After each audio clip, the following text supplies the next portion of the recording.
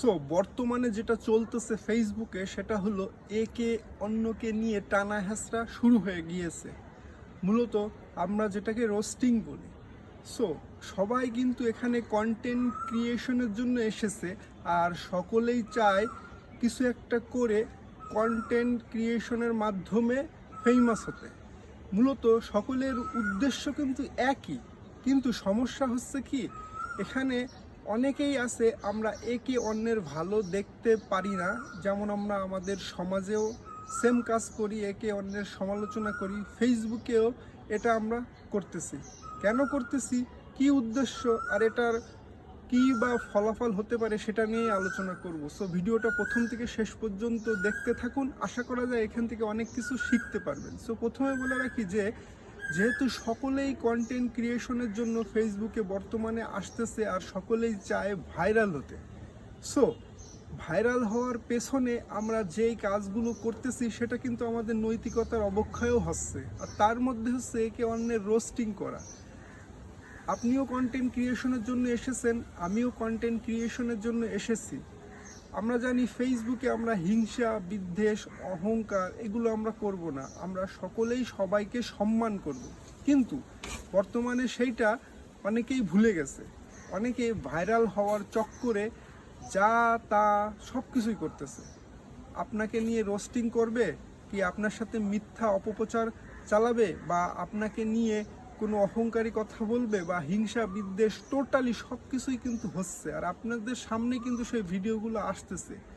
So মূলত আমরা যেটা বলি, একে অন্যকে আমরা যেহেতু সহ্য করতে পারতেছি না, ভালো কথা, আমরা একে অন্যকে নিয়ে রোস্টিং বা কেনই বা করব, আর একে অন্যকে নিয়ে হিংসাই বা কেনই করব। আমরা তো সকলেই কন্টেন্ট ক্রিয়েশনের জন্য এসেছি, প্রত্যেকেই তার নিজ যোগ্যতায় কিন্তু এই পর্যায়ে যাচ্ছে। অর্থাৎ আপনি যদি কয়েক লক্ষ ফলোয়ারের মালিক হন, আর আপনার ভিডিওতে যদি প্রচুর পরিমাণ ভিউ হয়, সেটা আপনার যোগ্যতায় কিন্তু আপনি ওখানে গিয়েছেন।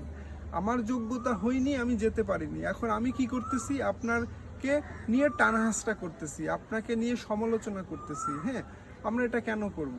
আমরা মূলত নিজ নিজ স্থানে থেকে আমরা আমাদের দায়িত্বটা পালন করব। আমরা প্রত্যেকেরই আমাদের প্রত্যেকেরই উচিত হচ্ছে নিজ নিজ দায়িত্ব পালন করা। যেহেতু সকলেই এখানে কন্টেন্ট ক্রিয়েশনের জন্য এসেছি, আমাদের মূল উদ্দেশ্য হবে ভালো মানের কন্টেন্ট তৈরি করা, আর নিজের কাজ নিজে করা। অন্যরা কি করলো, অন্যরা ভুল অপপ্রচার চালালো, বা অন্যরা কোন ধরনের কন্টেন্ট নিয়ে কাজ করলো, আপনি এটা দেখতে পারেন, বাট বাকি জিনিসগুলো কিন্তু ফেসবুক দেখবে। কেউ যদি ভুল অপপ্রচার বা মিথ্যা অপপ্রচার চালায়, এটা ফেসবুকের কাজ। ফেসবুক বলেছে যারা ভুল অপপ্রচার চালাবে তাদের কিন্তু এটা একটা ব্যবস্থা কিন্তু ফেসবুক অবশ্যই নেবে।